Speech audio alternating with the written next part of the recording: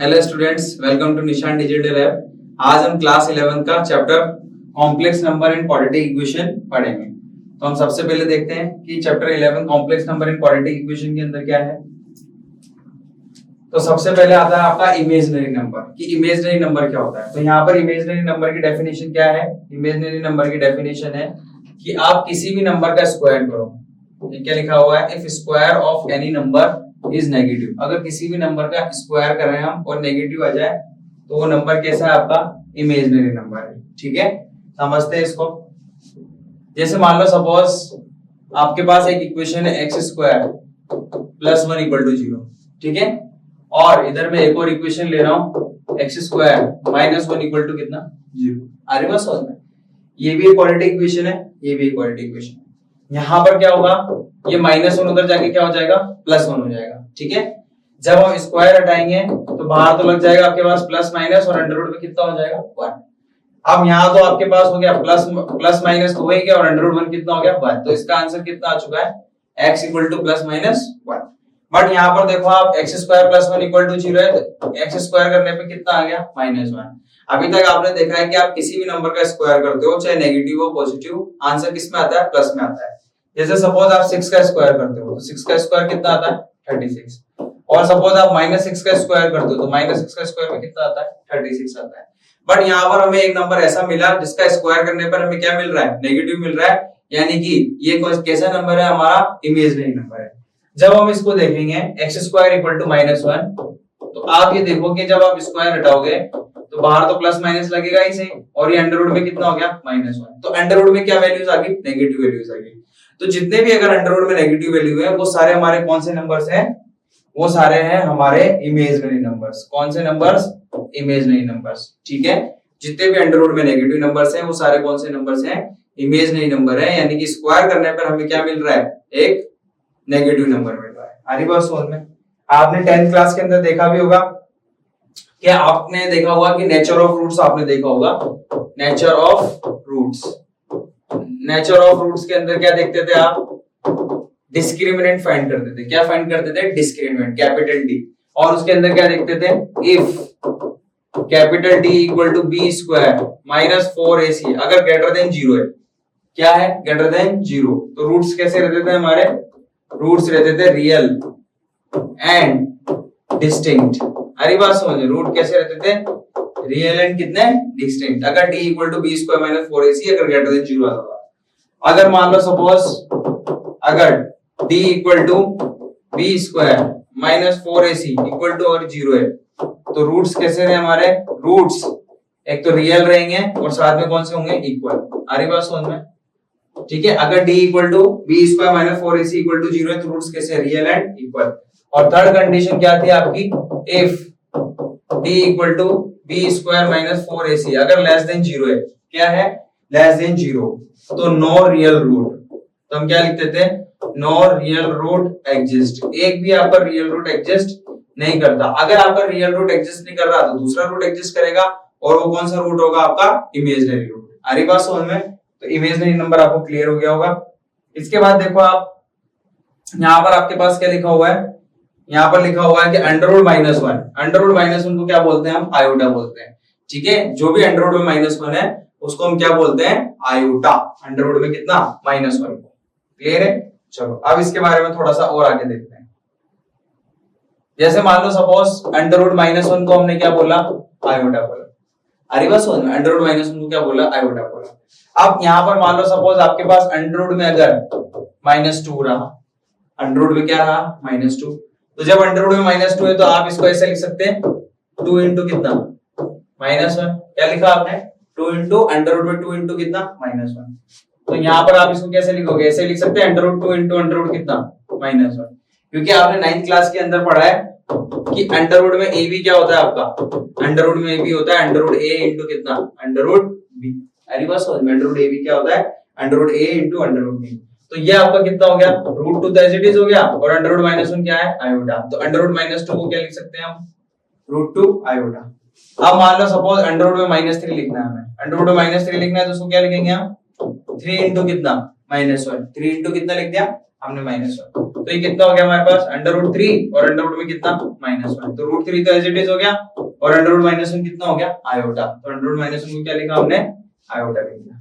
फिर उसके बाद अंडर रूट में सपोज आपके पास लिखा हुआ है -16, इसको कैसे लिखेंगे हम 16 इंटू कितना लिख दो -1, तो ये हो गया हमारे पास अंडर रूट में 16, ठीक है, और ये अंडर रूट में कितना हो गया -1, तो अंडर रूट 16 कितना होता है हमारे पास अंडर रूट 16 कितना होता है 4, तो अंडर रूट 16 4 हो गया और ये कितना हो गया आयोटा, तो ये हमारे पास क्या आ चुका है 4 आयोटा। क्लियर है बात, हाँ या ना, तो हम किसी भी अंडर रूट में लिखा है उसको इस फॉर्म में हम रिप्रेजेंट कर सकते हैं।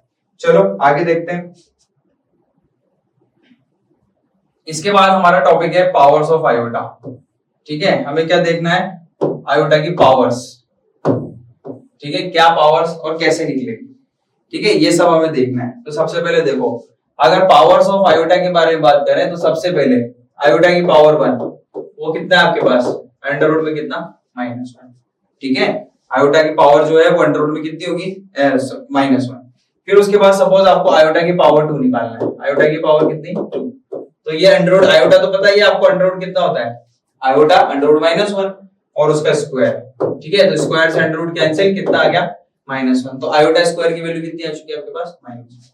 फिर उसके बाद मान लो सपोज हमें आयोटा की पावर 3 निकालनी है, ठीक है, आयोटा की पावर क्या फाइंड करनी है 3 फाइंड करनी है, तो हम आयोटा की पावर 3 को ब्रेक करके लिख देंगे और 3 को ब्रेक करके क्या लिख सकते हैं हम 2 + 1, ठीक है, पावर 3 को ब्रेक करके कितना लिख दिया हमने 2 + 1। अब आयोटा की पावर 2 तो एज इट इज हो गया और कितना हो गया ये आयोटा, अब आयोटा की पावर 2 कितना होता है -1 इंटू कितना आयोटा, कितना हो गया ये माइनस आयोटा, तो आयोटा की पावर 3 का आंसर कितना आ चुका है माइनस आयोटा। अब मान लो सपोज आपको आयोटा की पावर 4 ही फाइंड करनी है, तो आयोटा की पावर 4 को ब्रेक करके क्या लिख सकते हो आप आयोटा की पावर 2 2 + 2, तो आयोटा की पावर 2 हो गया और यहाँ पर आयोटा की पावर 2 हो गया, आयोटा की पावर 2 कितना है -1, आयोटा की पावर 2 कितना है -1, तो माइनस माइनस कितना हो गया प्लस, तो आयोटा की पावर 4 की वैल्यू कितनी है 1, आयोटा की पावर 3 की वैल्यू कितनी है माइनस आयोटा, आयोटा की पावर 2 की वैल्यू कितनी है -1 और आयोटा की वैल्यू कितनी है अंडर रूट में -1, ठीक है। अब सपोज मान लो सपोज आपको आयोटा की पावर 5 ही फाइंड करनी है, क्या फाइंड करनी है आपको आयोटा की पावर 5, तो जब आप आयोटा की पावर 5 फाइंड करोगे तो 5 को ब्रेक करके क्या लिख सकते हैं हम 5 को ब्रेक करके लिख सकते हैं 4 + 1, क्या लिख सकते हैं 4 + 1, तो ये आयोटा की पावर 4 तो हो ही गया और यहाँ पर कितना हो गया आयोटा। अब आपको पता है आयोटा की पावर 4 कितना होता है 1 और इनटू में कितना है आयोटा, तो 1 * आयोटा कितना हो गया आयोटा, आ रही बात समझ में।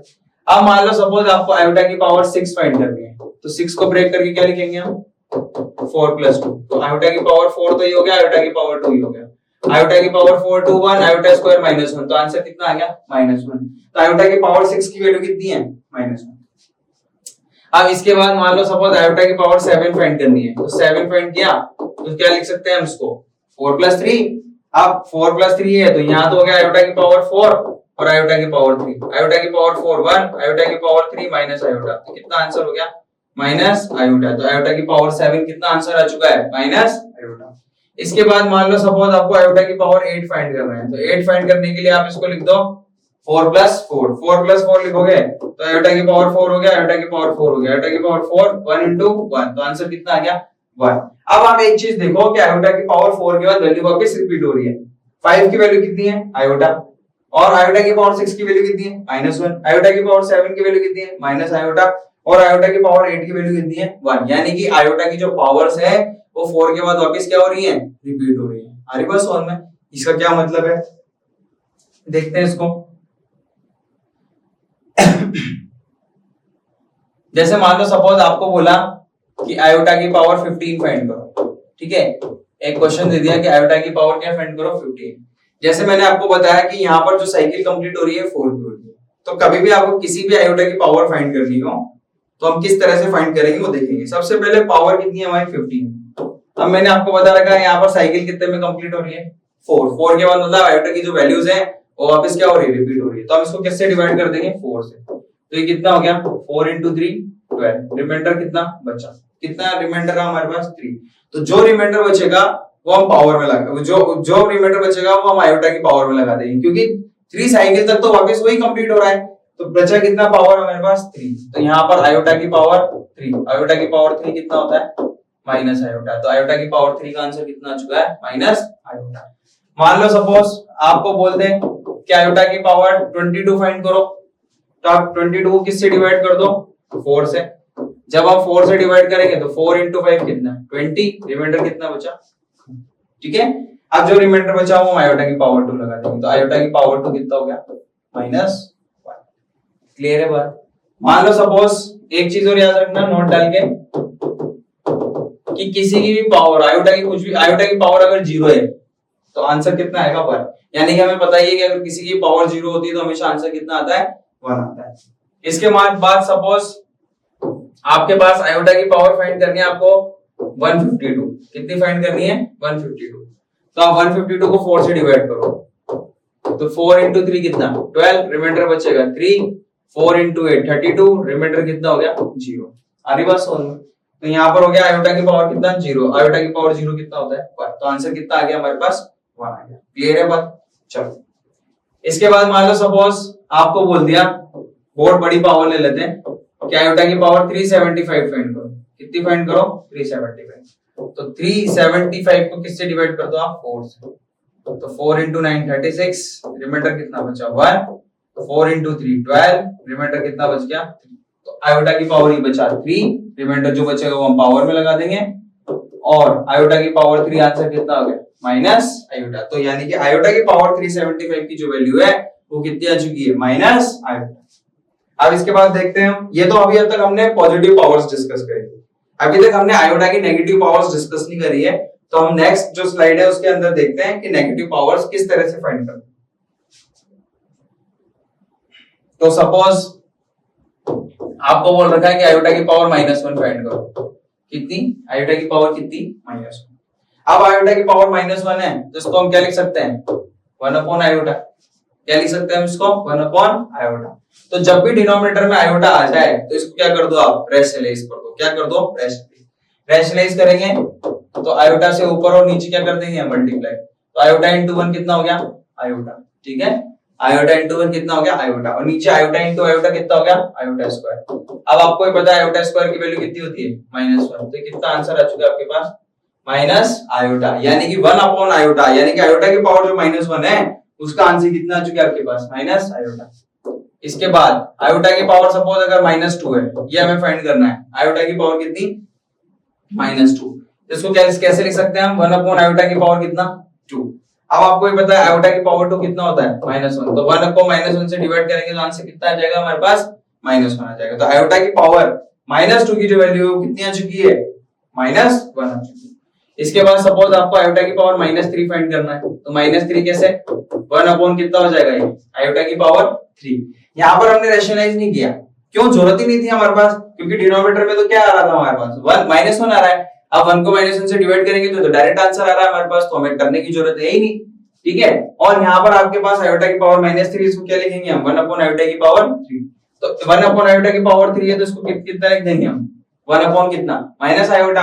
1 अपॉन माइनस आयोटा है तो आयोटा ये रहा, और ये आयोटा से इसको रैशनलाइज कर दिया, न्यूमरेटर डिनोमिनेटर को रैशनलाइज कर दिया, तो आयोटा से न्यूमरेटर में मल्टीप्लाई, और डिनोमिनेटर में क्या कर दिया हमने? मल्टीप्लाई कर दिया। अब आयोटा को 1 से करेंगे तो कितना हो गया? आयोटा। माइनस तो as it is, iota into iota कितना हो गया? Iota square. ठीक है, 1 को आयोटा से किया तो आयोटा, और माइनस तो एज इट इज, आयोटा को आयोटा से करेंगे तो कितना हो गया? Iota square. अब आप देखो आयोटा तो as it is, minus iota square की वैल्यू हमें पता है, क्योंकि आपको पावर फोर्स तक तो क्लियर कट वैल्यू याद होनी चाहिए कि आयोटा अंडररूट -1, आयोटा की पावर 2 -1, आयोटा की पावर 3 अंडररूट में सॉरी माइनस आयोटा, और आयोटा की पावर 4 कितना? 1, क्योंकि ये आपके पावर्स काम में आएगी। ठीक है, iota under root -1, iota square minus iota under root -1, iota square -1, और आयोटा आपका आयोटा क्यूब माइनस आयोटा, और आयोटा की पावर 4 कितना? 1। तो ये क्लियर कट वैल्यूज आपके माइंड में होनी चाहिए। अब यहाँ पर हमने आयोटा को -1 से डिवाइड करेंगे, माइनस माइनस कितना हो जाएगा? प्लस। तो इसका आंसर कितना आ चुका है? आयोटा आ चुका है। क्लियर है? मान लो सपोज आपने आयोटा की पावर -29 फाइंड करनी। कितनी फाइंड करनी? माइनस। तो सबसे पहले हम इस माइनस को एडजस्ट करते हैं। माइनस को एडजस्ट करने का क्या मतलब है? यहाँ पर हम देते हैं 1 अपॉन आयोटा की पावर कितनी? 29। अब हम क्या करते हैं? 29 को 4 से डिवाइड करते हैं, तो 4 into 7 कितना हो गया? 28। तो रिमाइंडर कितना बचेगा? 1। तो यहाँ पर 1 अपॉन आयोटा की पावर 29 है, तो 1 अपॉन कितना हो जाएगा? आयोटा। अरे बात समझ में? अब यहाँ पर आप रैशनलाइज कर दो तो आयोटा से मल्टीप्लाई कर दो, तो आयोटा तो एज इट इज, और आयोटा इंटू आयोटा कितना, आयोटा स्क्वायर। तो यहाँ पर iota as it is, iota square की वैल्यू -1, तो कितना आंसर आ चुका है हमारे पास, माइनस आयोटा। तो आयोटा की पावर -29 का आंसर कितना है, माइनस। क्लियर है? तो आपको नेगेटिव पावर्स भी क्लियर है और इसकी पॉजिटिव पावर्स भी क्लियर है। चलो नेक्स्ट देखते हैं। पावर्स ऑफ आयोटा आपका कंप्लीट हो चुका है। इसके बाद आ चुका है आपका कॉम्प्लेक्स नंबर। ठीक है, इसके अलावा एक इंपॉर्टेंट बात और है आयोटा के बारे में, आपको बताता हूं कि सपोज आपके पास यहां पर एक क्वेश्चन है कि आयोटा की पावर 101 है, आयोटा की पावर 101, आयोटा की पावर 102, आयोटा की पावर 103 और आयोटा की पावर कितना, 104। ये आयोटा की 4 कॉन्जिक्यूटिव पावर्स है। 4 क्या है, कॉन्जिक्यूटिव का मतलब होता है जिनका सीक्वेंस कभी भी क्या नहीं हो, ब्रेक नहीं हो। तो ये आयोटा की 4 कॉन्जिक्यूटिव पावर्स है और इनका हमें क्या करना है, सम करना है। तो आप देखो जब 101 को आप 4 से डिवाइड करोगे तो ये 4 into 2 8, 2 4 into 5 कितना 20, रिमाइंडर कितना बचेगा 1, तो ये बचा रिमाइंडर कितना 1। अब 102 को जब आप 4 से डिवाइड करोगे तो आयोटा की पावर कितना आ जाएगा, फिर जब आप इसको डिवाइड करोगे तो आयोटा की पावर कितना हो जाएगा 3, और जब 104 को डिवाइड करोगे तो आयोटा की पावर कितना हो गया। तो आपके पास आयोटा तो एज इट इज आ चुका है, आयोटा स्क्वायर कितना हो चुका है -1, आयोटा क्यूब कितना माइनस आयोटा, आयोटा की पावर 4 कितना 1, +1 -1 cancel, minus iota plus iota cancel, कितना हो गया 0। तो आयोटा की 4 कॉन्जिक्यूटिव पावर्स का सम हमेशा कितना आता है 0। 4 कॉन्जिक्यूटिव पावर्स का सम कितना आता है 0 आता है। तो ये नोट डाल के हम लिख भी सकते हैं, नोट डाल के क्या लिख सकते हैं, sum of 4 consecutive powers of iota is 0। Iota के 4 consecutive powers का सम हमेशा कितना होता है 0 होता है। क्लियर है? चलो इसके बाद नेक्स्ट टॉपिक देखते हैं। नेक्स्ट टॉपिक आता है हमारा कॉम्प्लेक्स नंबर। ठीक है, अब कॉम्प्लेक्स नंबर क्या है, सबसे पहले इसकी डेफिनेशन देखो। कोई भी number, a number in the form of a plus iota b, any number जिसको आप किस फॉर्म में रिप्रेजेंट कर सकते हो, a प्लस आयोटा b की फॉर्म में रिप्रेजेंट कर सकते हो, वो कौन सा नंबर है आपका कॉम्प्लेक्स नंबर। a और b क्या है, यहाँ पर रियल नंबर्स हैं और इसको किससे डिनोट करते हैं हम, z से। अरे बस समझ में, यानी कि सिंपल सी बात है कि कोई भी नंबर जिसको हम a प्लस आयोटा b की फॉर्म में रिप्रेजेंट कर सकते हैं वो कौन सा नंबर है, हमारा कॉम्प्लेक्स नंबर है। और कॉम्प्लेक्स नंबर को किससे डिनोट करते हैं हम, z से। देखते हैं इसको। जैसे सपोज आपने लिखा z इक्वल टू कितना a प्लस आयोटा b, ठीक है, z इक्वल टू कितना a प्लस आयोटा b। हमने यहाँ पर लिखा कि a और b दोनों क्या है, रियल नंबर्स हैं, यानी कि सिंपल सी बात है कि a comma b belongs to क्या, r। जैसे मान लो सपोज आपने लिखा z इक्वल टू 3 - 4 आयोटा, बिल्कुल एक कॉम्प्लेक्स नंबर है क्योंकि यहाँ पर 3 जो है रियल है और 4 भी क्या है, रियल है, क्योंकि a कॉमा b दोनों किसको बिलोंग करेंगे, रियल नंबर को बिलोंग करेंगे। आपने लिखा z इक्वल टू 5/2 माइनस कितना 3/2 आयोटा, ये भी क्या है, एक कॉम्प्लेक्स नंबर है क्योंकि 5/2 और 3/2 भी कैसे नंबर्स हैं, रियल नंबर्स हैं। इसके बाद मान लो सपोज आपने लिखा z equal to √2 minus √6 iota, क्या लिखा, √2 माइनस कितना √6 आयोटा आपने लिखा। अब √2 और √6 ये भी क्या है, रियल नंबर है। इसके बाद मान लो सपोज आपने लिखा z इक्वल टू 5 लिखा, z इक्वल टू 5 क्या है, एक तरह से 5 के बारे में बात करते हैं कि 5 क्या है, एक रियल नंबर है। 5 क्या है, रियल नंबर है, तो क्या हम इसको कॉम्प्लेक्स नंबर की फॉर्म में लिख सकते हैं, बिल्कुल लिख सकते हैं। इसको लिखेंगे हम क्या, 5 प्लस आयोटा इंटू कितना 0। आरी बात समझ में, 5 प्लस आयोटा इंटू 0। तो कोई भी रियल नंबर को हम किसकी फॉर्म में लिख सकते हैं, कॉम्प्लेक्स नंबर की फॉर्म में लिख सकते हैं, जैसे हमने लिखा ही सही। और देखो 5 भी रियल नंबर है और 0 भी क्या है, रियल नंबर है। तो किसी भी रियल नंबर को हम कॉम्प्लेक्स नंबर की फॉर्म में रिप्रेजेंट कर सकते हैं। जैसे मान लो सपोज z इक्वल टू आपने लिखा -9, ठीक है। अब -9 को कैसे लिखोगे आप, -9 प्लस आयोटा इंटू कितना 0। अरे बस समझ में, तो देखो -9 एक रियल नंबर था और उसको आपने किस फॉर्म में लिख दिया, a प्लस आयोटा की फॉर्म में। इसके बाद मान लो सपोज आपने लिखा z इक्वल टू -2 आयोटा लिखा। तो अगर ऐसा देखा जाए तो -2 आयोटा एक इमेजिनरी नंबर है, ठीक है। तो इसको कॉम्प्लेक्स नंबर की फॉर्म में लिख सकते हैं, बिल्कुल लिख सकते हैं। क्या लिखेंगे हम इसको? 0 माइनस कितना 2 आयोटा। अरे बात समझ में? तो 0 भी आपका एक रियल नंबर है और -2 भी आपका क्या है? रियल नंबर है। अरे बात समझ में? तो ये आपका क्या हो गया? a प्लस आयोटा b की फॉर्म में हो गया। बात करते हैं भाई 0 की। 0 जैसे z इक्वल टू आपने सपोज 0 लिखा, तो z इक्वल टू 0 लिखा तो इसको भी आप उसकी फॉर्म में लिख सकते हैं। क्या लिखोगे? 0 प्लस आयोटा इंटू कितना 0। तो कोई भी नंबर जिसको हम a प्लस आयोटा b की फॉर्म में रिप्रेजेंट कर सकते हैं, वो कौन सा नंबर है? हमारा कॉम्प्लेक्स नंबर है। उसको किससे डिनोट करते हैं हम? z से। आ रही बात समझ में? इसके बाद यहाँ पर एक नोट है, उस नोट में क्या लिखा हुआ है? वो नोट है हमारा कि दो कॉम्प्लेक्स नंबर है z1, ठीक है। एक तो z1 है a प्लस आयोटा b और z2 इक्वल टू यहाँ पर a प्लस आयोटा b नहीं है, c प्लस आयोटा d है, ठीक है। a प्लस आयोटा b नहीं है, यहाँ पर क्या है? c plus iota d। तो दो complex number z1 equal to a plus iota b and c plus iota d कब इक्वल होंगे? ये जब a इक्वल टू c और b इक्वल टू क्या हो? d हो, ठीक है। इसको समझने से पहले आप एक चीज देखो, real and imaginary, real and imaginary part of complex number. किसी भी कॉम्प्लेक्स नंबर का रियल एंड इमेजिनरी पार्ट क्या है? जैसे मान लो सपोज आपने लिखा z equal to a plus iota b, ठीक है। क्या लिखा आपने? z इक्वल टू कितना? a plus iota b। अगर सबसे पहले हम इसके बात करें रियल पार्ट की, तो रियल पार्ट को कैसे डिनोट करते हैं हम? r e लिखते हैं और ब्रैकेट में क्या लिख देते हैं? z।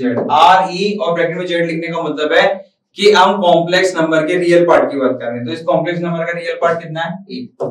और अगर हम इसके इमेजिनरी पार्ट ऑफ z की बात करेंगे तो इसका इमेजिनरी पार्ट ऑफ z कितना हो गया? b।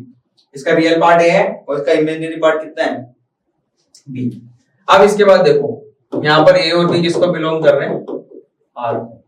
अब सपोज मान लो आपके पास एक कॉम्प्लेक्स नंबर है z equal to 3 minus 5 iota. मैं तो इसकी बात कर रहा हूं कि हमारे पास एक कॉम्प्लेक्स नंबर है z equal to 3 minus 5 iota. अगर इसकी रियल पार्ट की बात करें तो रियल पार्ट ऑफ z कितना है इसके पास? 3। और अगर इसके इमेजिनरी पार्ट ऑफ z की बात करें तो इसका इमेजिनरी पार्ट ऑफ z कितना है? -1। मान लो आपके पास एक कॉम्प्लेक्स नंबर है 3/2 माइनस 5/2। अगर इसके रियल पार्ट की बात करें तो रियल पार्ट ऑफ z कितना है इसका? 3/2 और इसका इमेजिनरी पार्ट ऑफ z कितना है? 3/2 माइनस 5/2 आयोटा लिखो। तो इसका इमेजिनरी पार्ट ऑफ z कितना हो गया? माइनस का 5/2 हो गया। अब मान लो सपोज आपके पास z इक्वल टू 5 दे रखा आपको। z इक्वल टू क्या दे रखा है? 5 दे रखा है। तो इसको z इक्वल टू 5 को कैसे लिखोगे आप? 5 प्लस आयोटा इंटू कितना? 0। तो अगर इसके रियल पार्ट की बात करें तो इसका रियल पार्ट ऑफ z कितना है? Real part of z sorry 5 है, तो 5 को 5 प्लस आयोटा इंटू 0।